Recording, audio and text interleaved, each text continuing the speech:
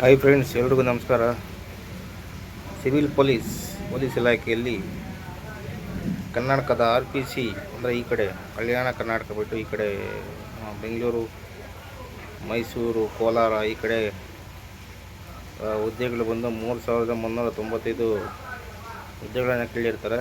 ಅದರಲ್ಲಿ ಪುರುಷರಿಗೆ ನೇರ 2,266, ಮಹಿಳೆಯರಿಗೆ 755. ಇನ್ನು ವೇತನ ಶ್ರೇಣಿ ನೋಡೋದಾದರೆ 37,500ರಿಂದ 76,100 ರೂಪಾಯಿ ಆಗಿರುತ್ತೆ. ಇನ್ನು ಸೇವಾ ನಿರತ ಪುರುಷರು ಅಂದರೆ ಇನ್ಸರ್ವಿಸಲ್ಲಿರುವ ಪೊಲೀಸರಿಗೆ 257 ಪೋಸ್ಟು, ಸೇವಾ ನಿರತ ಮಹಿಳಾ ಅಂದರೆ ಇನ್ಸರ್ವಿಸಲ್ಲಿರೋ ವುಮೆನ್ ಕ್ಯಾಂಡಿಡೇಟ್ಗೆ 82 ಹುದ್ದೆಗಳನ್ನು ಕೇಳಿರ್ತಾರೆ. ತೃತೀಯಲಿಂಗ ಹುದ್ದೆಗಳಂದರೆ ಟ್ರಾನ್ಸ್ಜೆಂಡರ್ ತೃತೀಯಲಿಂಗ ಅಭ್ಯರ್ಥಿಗಳು ಕೂಡ 35 ಪೋಸ್ಟ್ ಕೇಳಿರ್ತಾರೆ. ಇನ್ನು ವಿದ್ಯಾರ್ಹತೆ ನೋಡೋದಾದರೆ PUC ಅಥವಾ ತತ್ಸಮಾನ ವಿದ್ಯಾರ್ಹತೆಯನ್ನು ಕೇಳಿದ್ದಾರೆ. CBSE ಮತ್ತು ISC ಮಂಡಳಿಯು ನಡೆಸುವ ಕ್ಲಾಸ್ 12ನೇ ತರಗತಿ ಪರೀಕ್ಷೆಯಲ್ಲಿ ಉತ್ತೀರ್ಣರಾಗುತ್ತಾಗುತ್ತೋ, ಇಲ್ಲಾಂದರೆ ಇತರೆ ರಾಜ್ಯ ಸರ್ಕಾರದ ಪರೀಕ್ಷಾ ಮಂಡಳಿಗಳಿಂದ ನಡೆಸುವ ಕ್ಲಾಸ್ 12ನೇ ಪರೀಕ್ಷೆ, national institute of open schooling ವತಿಯಿಂದ ನಡೆಸುವ ಉನ್ನತ ಪ್ರೌಢಶಿಕ್ಷಣ ಕೋರ್ಸ್ HSC ನಡೆಸುವ ಪರೀಕ್ಷೆಗಳು, 2 ವರ್ಷಗಳ ITI ಕೋರ್ಸ್ ಅಭ್ಯರ್ಥಿಗಳು NIOCA ವತಿಯಿಂದ ನಡೆಸುವ ಒಂದು ಭಾಷಾ ಕೋರ್ಸ್ ಅಥವಾ ಒಂದು ಶೈಕ್ಷಣಿಕ ವಿಷಯದಲ್ಲಿ ದೂರ ಕಲಿಕೆ ಮಾದರಿಯಲ್ಲಿ ಅಥವಾ ಪದವಿ ಪೂರ್ವ ಮಂಡಳಿಯಲ್ಲಿ ನಡೆಸುವ ಪರೀಕ್ಷೆಯು ಒಂದು ಭಾಷೆ ಒಂದು ವಿಷಯದಲ್ಲಿ ಉತ್ತೀರ್ಣರಾಗಿರಬೇಕು. ಬರೀ ITI ಆದರೆ ಸಾಲದು, ಅದು ಸಂಬಂಧಪಟ್ಟಂಗೆ ಯಾವುದಾದ್ರು ಕನ್ನಡ ಭಾಷಾ ಕಲಿಕೆ ಒಂದು ಸಬ್ಜೆಕ್ಟ್ ಪಾಸ್ ಆಗಿರ್ಬೇಕಂತ ಕೇಳ್ತಾರೆ. ಇನ್ನು ಏಜ್ ಲಿಮಿಟ್ ಅಂದರೆ ವಯೋಮಿತಿ ನೋಡೋದಾದರೆ 18ರಿಂದ ಸ್ಟಾರ್ಟ್ ಆಗಿ ಕನಿಷ್ಠ ಸಾಮಾನ್ಯ ಅರ್ಹತೆ ಅಭ್ಯರ್ಥಿಗಳು ಅಂದರೆ ಜನರಲ್ ಕ್ಯಾಟಗರಿ ಅಭ್ಯರ್ಥಿಗಳಿಗೆ 33 ವರ್ಷಗಳಾಗಿರುತ್ತೆ. ಪರಿಶಿಷ್ಟ ಜಾತಿ, ಪರಿಶಿಷ್ಟ ಪಂಗಡ, ಪ್ರವರ್ಗ 1 ಮತ್ತು ಪ್ರವರ್ಗ 2A, 2B, 3A, 3B ಅಭ್ಯರ್ಥಿಗಳಿಗೆ 35 ವರ್ಷಗಳಾಗಿರುತ್ತೆ.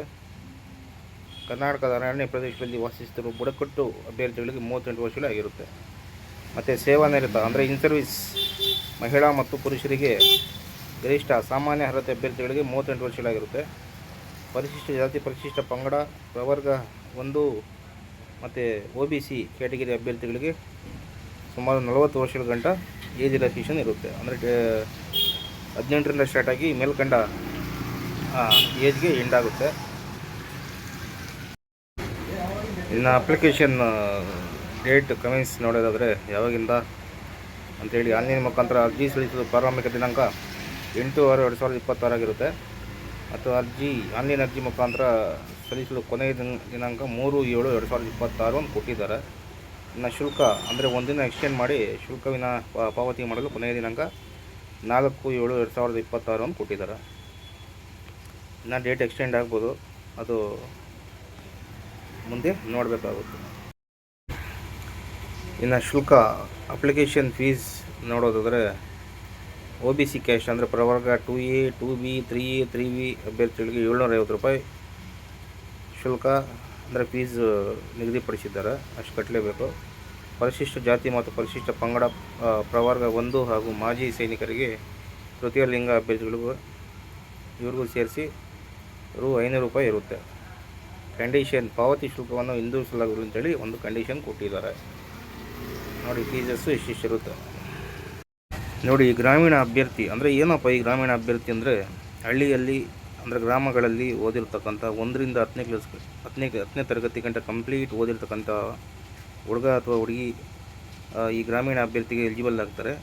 ಅಂಥವ್ರು ಏನು ಮಾಡಬೇಕಂದ್ರೆ ಈ ರೂರಲ್ ಸರ್ಟಿಫಿಕೇಟ್ ಅಂತೇಳಿ ಬರುತ್ತೆ, ಆ ಸರ್ಟಿಫಿಕೇಟ್ ತೊಗೊಂಡೋಗಿ ನಿಮ್ಮ ಶಾಲೆಯ ಮುಖ್ಯೋಪಾಧ್ಯಾಯರಿಂದ ಎಲ್ಲ ಅದನ್ನು ಫಿಲಪ್ ಮಾಡಿ ಅದನ್ನ ತುಂಬಿ ಅವರಿಂದ ಸೀಲು ಸೈನ್ ಹಾಸ್ಕೋಬೇಕಾಗುತ್ತೆ. ಸೈನ್ ಹಾಸ್ಕೊಂಡು ಅಕಸ್ಮಾತ್ ನೀವೇನಾದರೂ ಪರೀಕ್ಷೆ ಬರೆದು ಪಾಸ್ ಆದಲ್ಲಿ ನಿಮ್ಮ ಇದಕ್ಕೂ ಒಂದು 5% ರಿಸರ್ವೇಷನ್ ಇರುವುದರಿಂದ ಇದು ವೆರಿಫಿಕೇಷನ್ ಸಮಯದಲ್ಲಿ ಕೇಳ್ತಾರೆ, ಆಗ ತೋರಿಸ್ಬೇಕಾಗುತ್ತೆ. ನೀವು ಅಪ್ಲಿಕೇಶನ್ ಹಾಕೋಕೆ ಮೊದಲೇ ಈ ಗ್ರಾಮೀಣ ಅಥವಾ ರೂರಲ್ ಸರ್ಟಿಫಿಕೇಟ್ ಅನ್ನೋದನ್ನು ಮಾಡಿಸ್ಕೊಂಡ್ರೆ ಒಳ್ಳೆಯದು. ಇದಕ್ಕೊಂದು 5% ರಿಸರ್ವೇಷನ್ ಇರುತ್ತೆ. ಕನ್ನಡ ಮಾಧ್ಯಮ ಅಭ್ಯರ್ಥಿ ಇದು ಸಹ ಗ್ರಾಮೀಣ ಅಭ್ಯರ್ಥಿ ಥರ ಅಂದರೆ 1ರಿಂದ 10ನೇ ತರಗತಿಗಂತ ಓದಿರ್ತಕ್ಕಂಥ ಕಂಪ್ಲೀಟ್ ಕನ್ನಡ ಮೀಡಿಯಮಲ್ಲಿ ಓದಿರ್ತಕ್ಕಂಥ ಅಭ್ಯರ್ಥಿಗೆ ಬರುತ್ತೆ. ಇದಕ್ಕೂ ಒಂದು 5% ರಿಸರ್ವೇಷನ್ ಇರುತ್ತೆ. ಇದು ಸಹ ಒಂದು ಫಾರ್ಮ್ಯಾಟ್ ತೊಗೊಂಡು, ಅಂದರೆ ಕನ್ನಡ ಮೀಡಿಯಮ್ ಫಾರ್ಮ್ಯಾಟ್ ತೊಗೊಂಡು ನೀವು ಓದಿರ್ತಕ್ಕಂಥ ಶಾಲೆಗಳಲ್ಲಿ ಈ ಸರ್ಟಿಫಿಕೇಟನ್ನು ಮಾಡಿಸ್ಬೇಕಾಗುತ್ತೆ. ಇಲ್ಲ ಅದನ್ನು ಫಿಲಪ್ ಮಾಡಿ ನಿಮ್ಮ ಶಾಲೆಯ ವತಿಯಿಂದ ಸೀಲಿನ ಹಾಕಿಸಿ ನಿಮ್ಮ ಹತ್ರ ಇಟ್ಕೋಬೇಕಾಗುತ್ತೆ. ಇದು ಸಹ ನೀವೇನಾದರೂ ಪಾಸಾಗಿ ವೆರಿಫಿಕೇಷನ್ ಸಮಯದಲ್ಲಿ ಇದನ್ನ ಹೇಳ್ತಾರೆ. ಇದಕ್ಕೊಂದು 5% ರಿಸರ್ವೇಷನ್ ಇರುತ್ತೆ. ಇನ್ನು ಕಲ್ಯಾಣ ಕರ್ನಾಟಕ ಅಭ್ಯರ್ಥಿಗಳಿಗೂ ಕೂಡ 596 ಹುದ್ದೆಗಳನ್ನು ಕೇಳಿರ್ತಾರೆ. ಅದರಲ್ಲಿ ಪುರುಷರಿಗೆ 398, ಮಹಿಳೆಯರಿಗೆ 133, ಇನ್ನು ಇನ್ ಸರ್ವಿಸ್ ಸೇವಾನಿರತ ಪುರುಷರಿಗೆ 46, ಸೇವಾನಿರತ ಮಹಿಳೆಯರಿಗೆ 14 ಮತ್ತು ತೃತೀಯ ಲಿಂಗ ಅಂದರೆ ಟ್ರಾನ್ಸ್ಜೆಂಡರ್ ಅಭ್ಯರ್ಥಿಗಳಿಗೆ 5 ಹುದ್ದೆಗಳನ್ನು ಕೇಳಿರ್ತಾರೆ. ಒಟ್ಟು 596 ಹುದ್ದೆಗಳನ್ನು ಕೇಳಿರ್ತಾರೆ.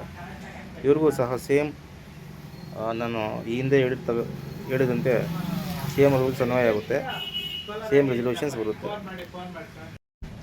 ಸ್ನೇಹಿತರೆ, ನಾನು ಅಪ್ಲಿಕೇಶನ್ಗೆ ಏನು ಹೈಲೈಟ್ ಆಗಿ ಬೇಕಾಗುತ್ತೋ ಅದು ಮಾತ್ರ ಇದರಲ್ಲಿ ಈ ವಿಡಿಯೋದಲ್ಲಿ ತಿಳಿಸ್ಕೊಟ್ಟಿರ್ತೀನಿ. ನಾನು ನಿಮಗೇನಾದರೂ ಇದ್ದರೆ ಕಾಮೆಂಟ್ಸ್ ಮಾಡಿ, ಡೌಟ್ಸು ನಾನು ಕ್ಲಿಯರ್ ಮಾಡೋಕ್ಕೆ ಟ್ರೈ ಮಾಡ್ತೀನಿ.